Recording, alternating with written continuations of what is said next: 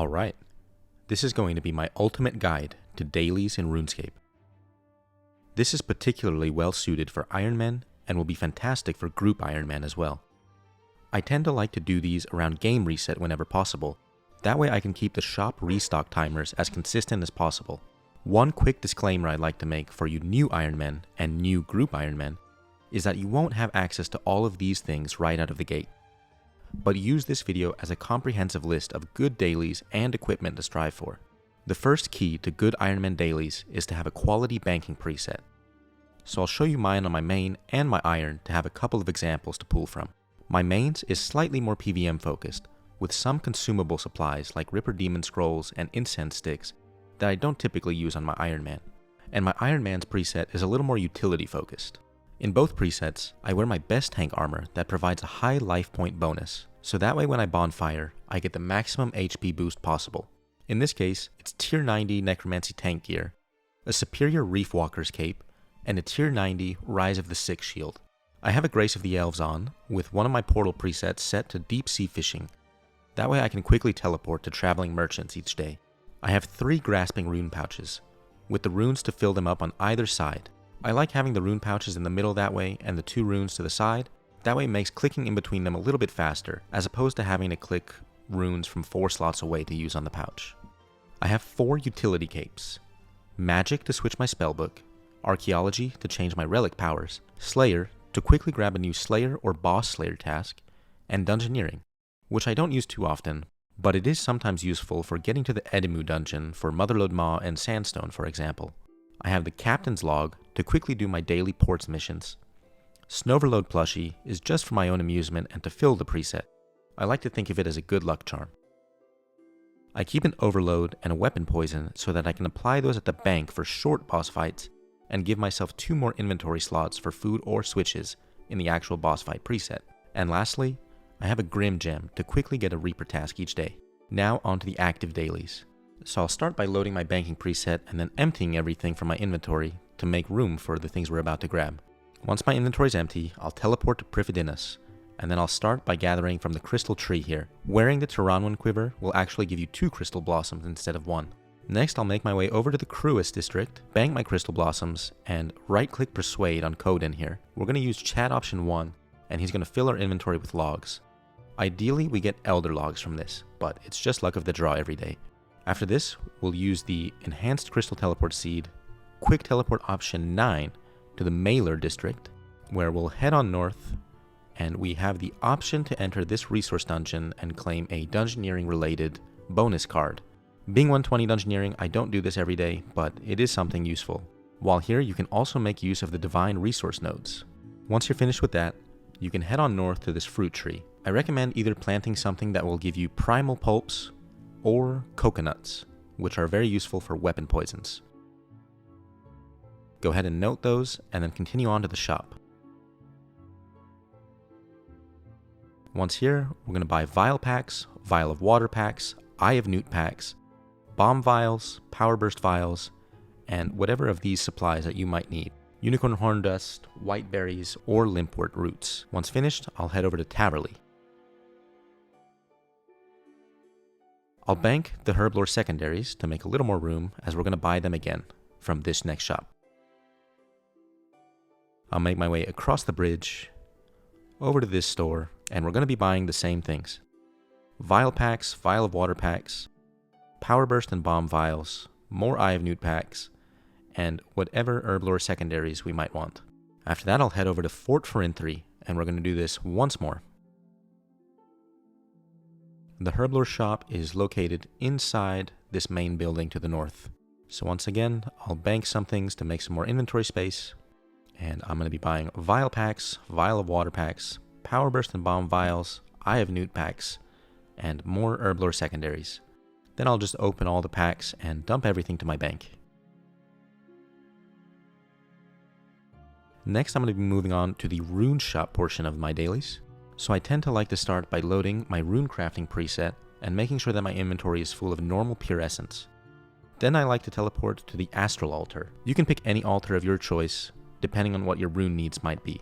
So I'll craft everything from my inventory and I'll withdraw essence from my outfit until I've used up my daily limit.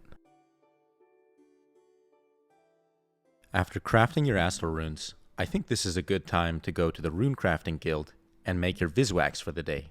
You can right-click your hood and teleport to the top of the Wizard's Tower, then enter the Rune Crafting Guild. I have an advantage being 99 rune crafting. I can use the cape to figure out which rune is going to be my best third rune for the day.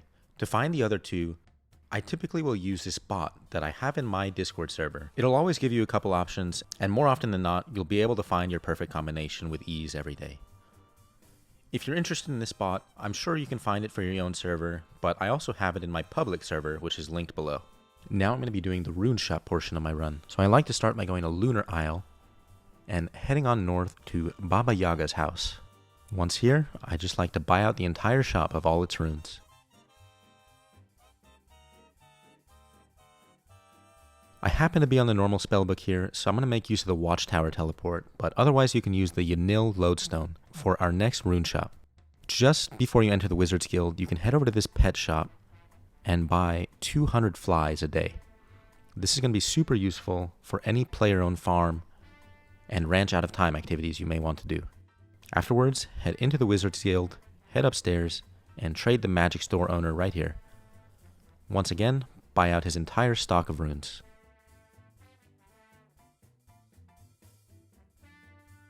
The next shop I like to go to is in Port Sarim. We're going to be heading to the Void Knight's outpost. So you can make your way there by traveling with this squire, and the rune shop is just to the west. So once again, buy out his entire stock of runes.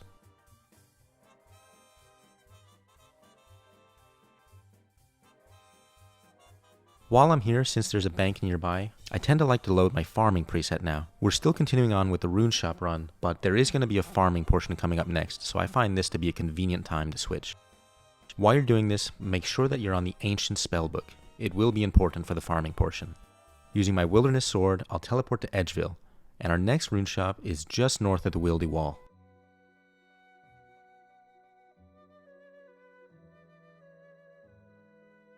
So here we go, trade this Mage of Zamorak, and buy out his entire stock.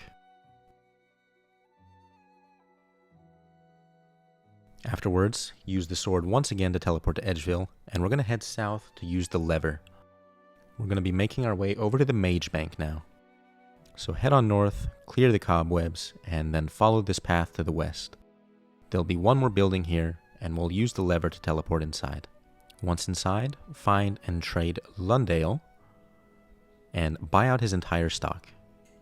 This is the first shop that has cosmic runes, which is going to be really nice for our Ironmen.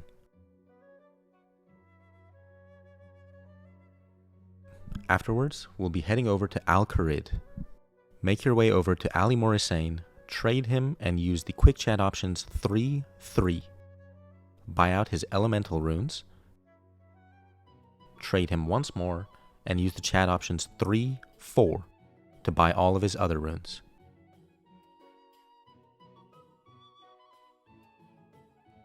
While I'm here, I like to gather primal pulp fruit from my cactus patch. I'll note the produce, and then I'll move on to the golden roses portion of my dailies. One tip, if you do have the 120 farming cape, you can click the patch before using rapid growth, and that will apply super compost to the patch, increasing your yield and increasing your chance of getting golden roses. Alternatively, you could just use any kind of bucket of compost on the patch. So click the patch, use rapid growth, and quickly collect from all 4 of these bushes. Wearing your Master Farmer's outfit will allow you to do this twice from each patch. I like to move on to the east, and I'll do the same thing with this iris bush here. Optionally, you can claim from your water filtration device now. I like to make my way over to the south. Try to surge dive to the best of your ability. And once again, click the patch before using rapid growth to apply compost. Same thing for this final patch.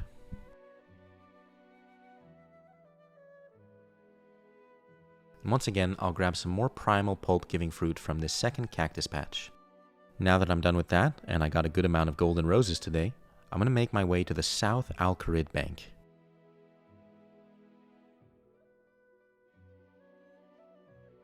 Once here, I'll deposit everything and trade Shantae. I'll buy the jugs of water packs, the feather packs, feathers, and hammers. Hammers are useful for some Invention items, including whetstones. Once I'm done with that, I'll make my way through the Shantae Pass, head over to the west towards the Calphite layer, and I'll claim my daily potato cacti from the weird old man. Now I'm going to deposit everything. I'm going to equip my Wilderness Sword and a Demonic Skull. We're going to use the Wilderness Sword to teleport to Forinthry, and the Demonic Skull is the easiest way to make your player scold while entering the wilderness. Being scold is going to allow you to safely enter the bandits camp without getting attacked. So again, we're not risking anything. We just have our sword and our Demonic Skull. Forinthry is the closest teleport to the bandit camp, and we'll make our way over to the west and up to the north. And we're going to be buying broad arrowheads. So broad arrowheads, more vials of water, and there are a couple useful things in here, like more hammers, bloodweed seeds, and discounted tier 90 armor components. Just to demonstrate that the Demonic Skull will only put you in PvP temporarily, I'll teleport back into the wilderness immediately after banking it. So we'll just go to the herb patch, and you'll see that PvP is disabled because my cosmetics are showing again. So now that we've finished with the first broad arrowhead shop, we'll head over to a Slayer Master. I like to go to Lumbridge, and I'll buy more broad arrowheads, enchanted gems, and insulated boots. This is a really big one for early game Invention.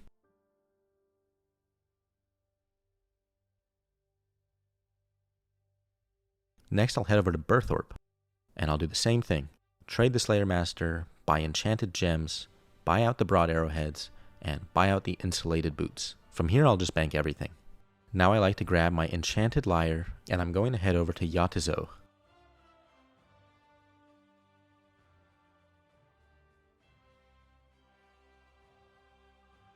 Once here, I can trade this NPC in this restaurant-looking building, and buy out the yak hides. This is very useful for summoning training. You can buy 1,010 of these a day.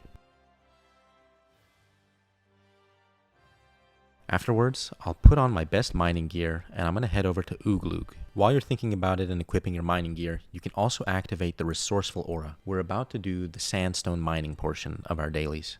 But just before that, we'll make our way into the heart of Ooglug, and we have 2 more shops that we can buy from. Firstly, we can trade fraud in this first building and buy out more feathers. Next, we can trade this NPC and buy out a bunch of raw meats. I like to buy the packs, then I like to buy 10 raw beef and 10 raw bear meats. Bear meats are useful for wilder pies, which can be used for Slayer and Master Clues down the line. The rest of the meat is going to be ideal for use in ranch out of time farming. Now that that's done, it's time to do our mining. I'm going to fast forward through most of this, but there are a couple things to point out when mining sandstone. You have a couple options when it comes to processing them.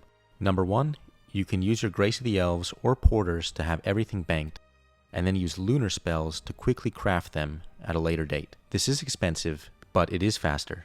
Alternatively, you can use the glass blowing machine here in the city, bank all your processed glass, and repeat the process until you've mined out the rock. Once you're done in Ooglug, I like to head to Menaphos.